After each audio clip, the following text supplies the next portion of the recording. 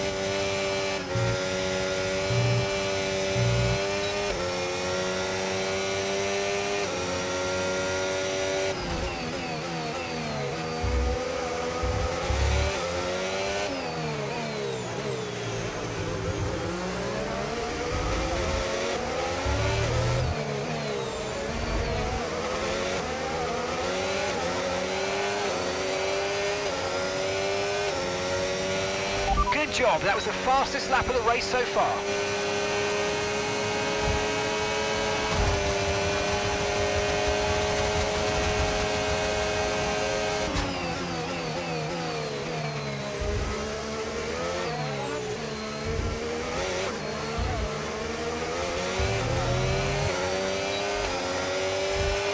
Okay, you have some front wing damage, but not enough to justify a stop in the remaining laps.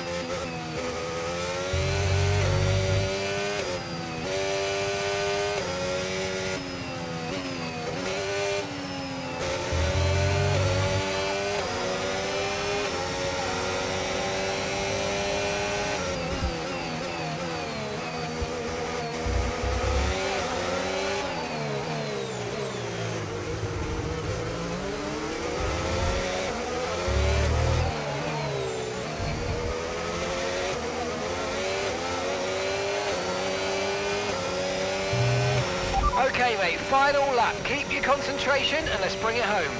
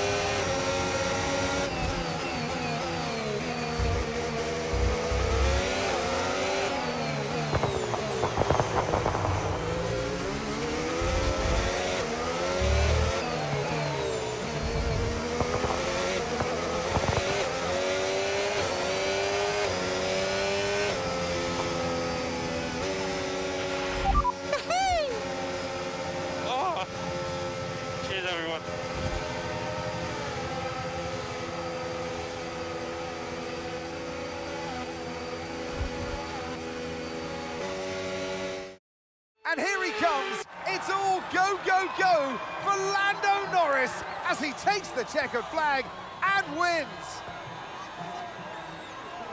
They had to be decisive with their overtaking today as they worked their way through the field. And those kind of race victories are so enjoyable because it's not just like winning from the front. They really had to work for it today.